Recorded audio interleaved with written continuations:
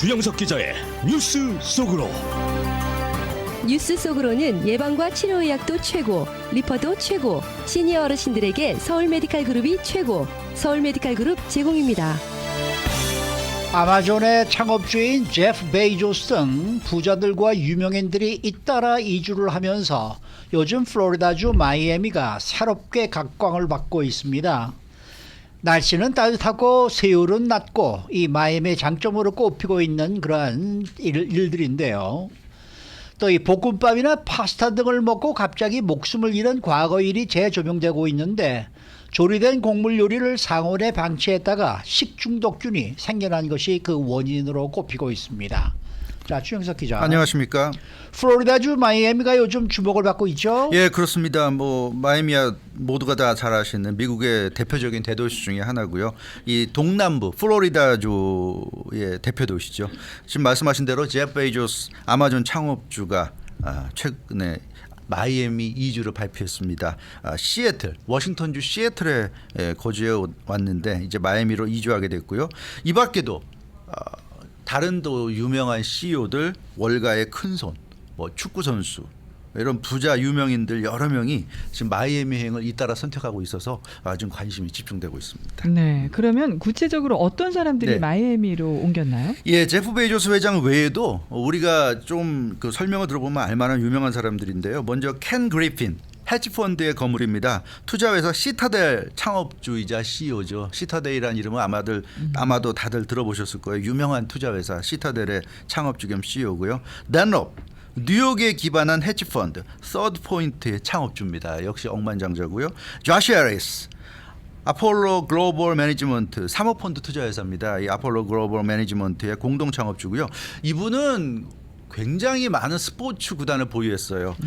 NFL 워싱턴 커맨더스의 그 소유주고요.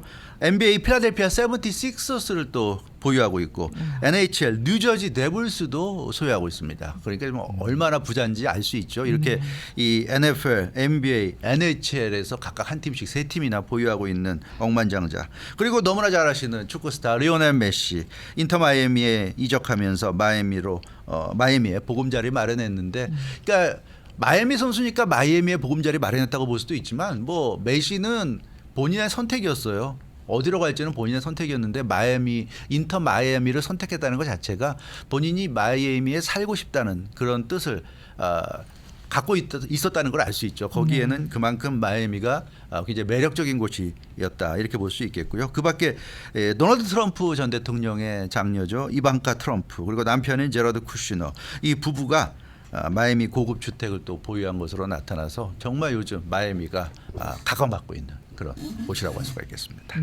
참 그러고 보니까 많은 사람들이 마이애미로 이주를 했네요. 그 중에서도 이번에 이 뉴스가 되고 있는 제프 베이조스 아마존 창업주가 가장 관심의 대상이죠. 그렇죠. 그 중에서도 가장 유명한 제프 베이조스 지난 2일 그러니까 지난주 목요일 자신의 인스타그램 계정을 통해서 마이애미로 이사한다는 계획을 발표했습니다. 부모의 집이 그쪽에 있고 블루 오리진 이 제프 베이조스 창업주가 지금 구상하고 있는 민간 우주 회사죠. 블루 오리진의 케이프 캐너러벌 사업장도 이제 그쪽에 있고요. 그래서 가까운 곳에 머물기 위한 이유로 워싱턴주 시애틀을 벗어나서 마이애미로 간다 이런 발표를 했고요. 마이애미의 인공섬 인디언 크릭이 있습니다. 여기에 베드룸만 7개가 있는 대저택을 구입한 것으로 드러났어요. 이 인디언 크릭이 요즘 가장 핫한 부자들 사이에서 가장 핫한 곳입니다. 초부유층들이 주택을 구매하는 그런 곳입니다. 그래서 억만장자들의 벙커, 밀리어네어스 벙커로 잘 알려진 곳이고요. 이방카 트럼프 부부도 바로 이곳 인디언 크릭에 위치한 주택에 거주하고 있습니다. 네. 근데 마이애미가 이렇게 억만장자들의 관심을 받는 이유가 뭘까요? 예, 역시 그 세금 문제가 큰데요. 플로리다주에 있지 않습니까, 마이애미가? 플로리다주는 인컴 텍스가 없는 곳입니다. 소득세가 없는 곳이고요. 미국의 인컴 텍스가 없는 주들은 플로리다를 포함해서 9개 주에 달합니다. 네. 알래스카, 네바다, 뉴햄프셔, 사우스다코타, 테네시, 텍사스, 워싱턴, 와이오밍 등인데요. 이제 플로리다까지 포함해서 소득세가 없고, 근데 플로리다는 이 인컴 텍스만 없는 게 아니라 세일즈 텍스 판매세도 없습니다. 세일즈 텍스도 없고 그러니까 마이애미에 없는 거죠. 플로리다주 판매세가 이제 6%, 마이애미 카운티의 판매세가 1%, 마이애미 시티는 없고요. 이제 이런 그런 상황입니다. 그래서 다른 뭐 주라든가 다른 도시들에 비해서 세금이 매우 낮고요. 그리고 마이애미는 뭐 다들 아시는 것처럼 굉장히 따뜻한 곳이잖아요. 네. 네, 따뜻한 곳이고 그래서 거주하기에 매우 좋고 편리한 도시라는 점, 이게 강점이라고 할 수가 있겠습니다. 그래서 앞서 말씀드렸던 그 켄 그리핀 헤지펀드 거물 투자회사 시타델 창업주의자 CEO, 이 시타델 창업주의자 CEO가 마이애미로 옮겼는데 본인만 옮긴 게 아니라 이 시타델 본사까지도 원래 시카고에 있었는데 아예 지난해 마이애미로 이전했습니다. 네. 플로리다주가 세율이 낮은 데다가 부자들 유입이 계속되고 있기 때문에 마이애미 같은 데로, 그래서 결국 투자 회사는 돈 많은 사람들을 많이 만나야 되잖아요. 접촉을 해야지 이제 투자를 받을 수 있으니까 플로리다로 회사를 아예 옮겨야 되겠다, 이런 결정을 내렸고요. 결국 창업주 CEO까지도 마이애미로 이사한 겁니다. 이렇게 마이애미가 사업적인 면, 뭐 그 세금적인 면, 네. 날씨 모든 면에서 지금 떠오르고 있는 곳이라고 할 수 있겠습니다. 인컴 텍스가 없다는 얘기는 스테이트 인컴 텍스가 없다는 얘기죠. 네. 예. 자, 이번엔 또 다른 소식인데 공포의 볶음밥 소식이라. 그렇습니다. 제목이 참 무시무시하네요. 네, 제이폴20라는 틱토커가 이번에 이 자세하게 그 영상을 소개해서 화제가 되고 있는데 사실은 발생한 건 15년 전이에요. 벨기에 브뤼셀에서 일어났던 사건을 재조명했는데, 그러니까 2008년에 벨기에 거주하는 20살 대학생이 파스타를 먹고 돌연사한 사건인데 이게 이제 이번에 틱토커를 통해서 좀 재조명됐다고 볼 수 있고요. 네. 이 파스타나 볶음밥이 같은 성질이 있습니다. 그래서 파스타나 볶음밥 먹는데 조심해라. 뭐 그런 내용이라고 할 수 있겠습니다. 네. 네. 사실 저는 볶음밥 하니까 한국의 볶음밥이 생각이 나는데 그건 아니겠죠. 네, 파스타를 먹고 돌연사한 그 15년 전 일을 새삼스럽게 거론한 이유가 뭘까요? 네, 이 틱토커는 그 15년 전 일이지만 누구에게나 일어날 수 있고 지금도 일어날 수 있기 때문에 자기가 이 일을 알려준다, 소개해준다, 이제 이렇게 얘기했는데요. 파스타나 볶음밥 등을 잘못 먹으면 사망에까지 이룰 수 있다는 얘기입니다.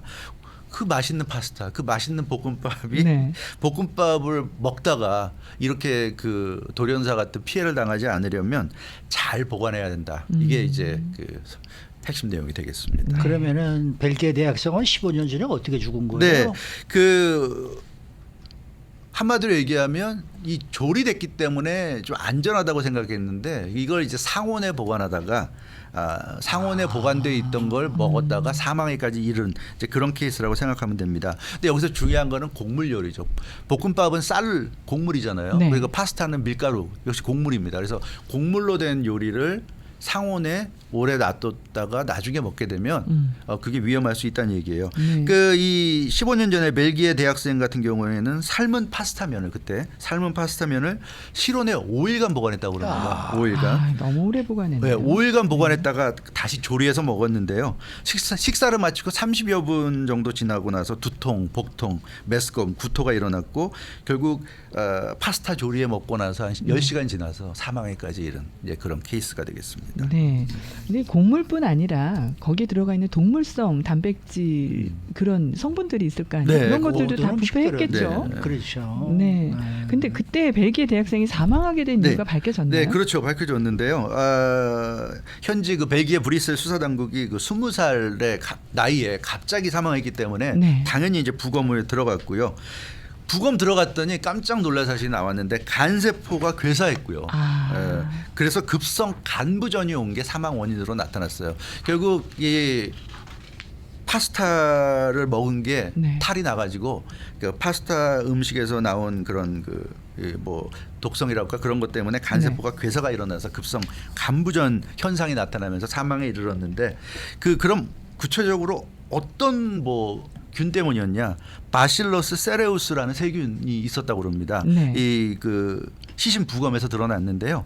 이 바실러스 세레우스 세균이 한국말로 하면 볶음밥 증후군이라고 할 수가 있어요. 그래서 이 굉장히 무서운 볶음밥이라고 할 수 있는데, 그러니까 볶음밥에서 흔하게 나타날 수 있는 식중독균이 바로 바실러스 세레우스 세균입니다. 근데 네. 이게 이 대학생 그 간에서 나왔던 것이고요. 결국은 이런 그 급성 식중독을 일으킬 수 있는 균이 있는 파스타를 먹은 게 원인이었다 하는 게 네. 과학적으로 입증이 됐습니다.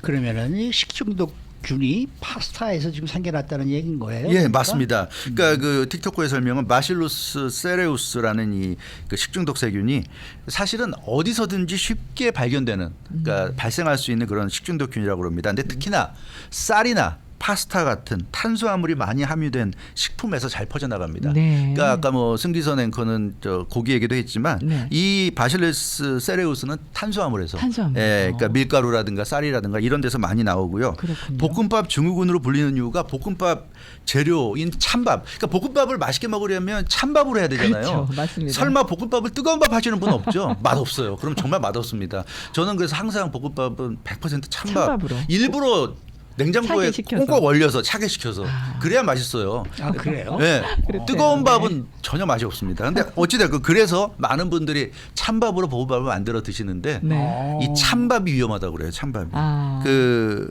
찬밥이 식중독균 증식에 가장 적합한 환경이라고 그럽니다. 네. 그래서 물론 이 찬밥이란 게 냉동실이나 이런 데 보관하면 괜찮을 수 그렇죠. 있지만 상온에 보관할 때 그래서 자연스럽게 식어가지고 내려간 그 상황에서 식중독균이 왕성하게 활동을 한다고 그래요. 네. 그렇기 때문에 조심해야 되고 그러면 열을 가하면 괜찮냐. 근데 이게 문제가 바실러스 세레우스라는 이 식중독균은 열에도 강하다고 그럽니다. 네. 그러니까 한번 이게 생겨나면 그다음에 이걸 요리한다고 해서 열을 가한다고 해서 사라지지 않는다는 거죠. 이게 죽지 않는다는 겁니다. 네. 근데 그러기 때문에 뭐 좀 내가 뜨겁게 열을 가해서 이거 요리했는데 괜찮겠지. 이거 절대 아니란 얘기예요. 네. 네, 그런 얘기고 심지어 그 건조식품에서도 장기간 생존이 가능합니다. 그러니까 이 얘기는 라면이라든가 네. 파스타, 라면 같은 거 건조한 데에서 우리가 오래 보관하잖아요. 그렇죠. 근데 그런 데서도 생겨날 수 있기 때문에 반드시 생겨난다는 건 아니지만 네. 생겨날 수 있기 때문에 운이 없으면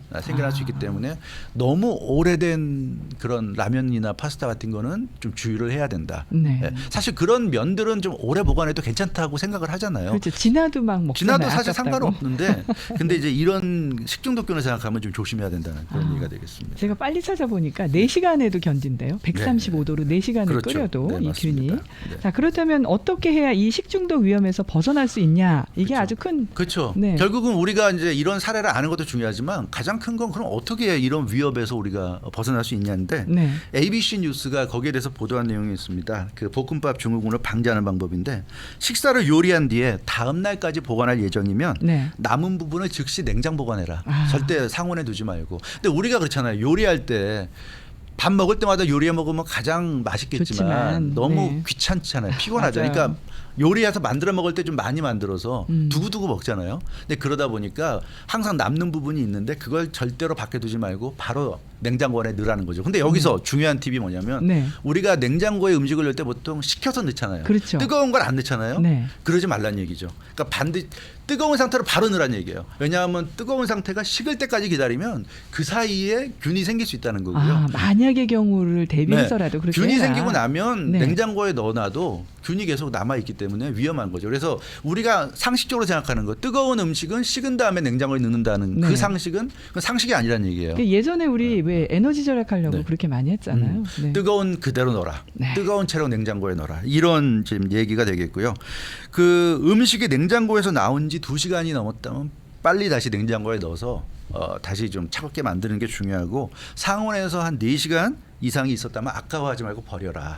버려라. 그래서 우리가 음식이 맛있고 그럼 또 아깝고 그렇죠. 나중에 또 만들어 먹어 생각하면 귀찮으니까 네.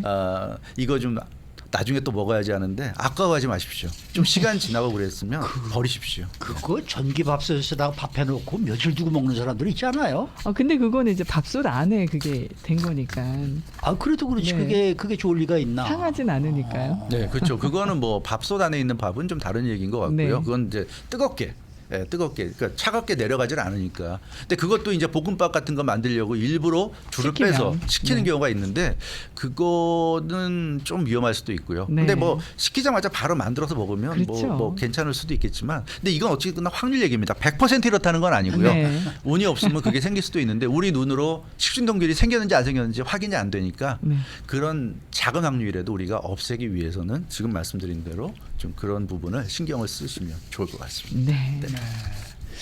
시간이 조금 남았는데 아까 그렇죠. 그 메이저리그 얘기하시면서 주요 프리 에이전트들이 어느 팀과 계약을 할 것이냐 이 예측 기사가 나왔다면서요. 아 그렇죠. 아까 쇼헤이 오타니 얘기는 전해드렸고요. 그 코디 벨린저, 요시노부 야마모토 이런 선수들이 있어요. 코디 벨린저 시카고 컵스에서 풀렸는데 12년간 2억 6,400만 달러를 지금 받지 않을까 예상을 하고 있는데 뉴욕 양키스, 샌프란시스코 자이언츠 등이 후보팀으로 지금 떠오르고 있는데 샌프란시스코랑 계약하면 다시 이곳 웨스트 코스트로 올 가능성이 있고 지금 일본 프로야구 최고의 투수죠. 요시노부 야마모토 25살의 오른손 투수. 그 선수가 핫해요. 네, 지금 미국 메이저리그에 와도 지금 최고의 투수가 될 것으로 꼽히는 선수인데 샌프란시스코 자이언츠, 뉴욕 양키스가 역시 각축을 벌일 것으로 예상이 되고 있는데 9년간 2억 2,500만 달러를 받을 수 있을 것으로 이렇게 보여집니다. 근데 아마 다저스가 옷 단위를 잡으면 이 야마모토, 요시노부 야마모토는 잡기 어려울 것 같고요. 둘 다 못 잡고 만약에 옷 단위를 놓치게 된다면 야마모토라도 잡을 수 있지 않을까 그런 생각이 있는데 야마모토와 이정우 두 선수만 잡으면 되겠는데 우리로서는 수고 많으셨습니다. 주영석 기자였습니다. 뉴스 속으로는 예방과 치료의학도 최고, 리퍼도 최고, 서울 메디칼 그룹 제공이었습니다.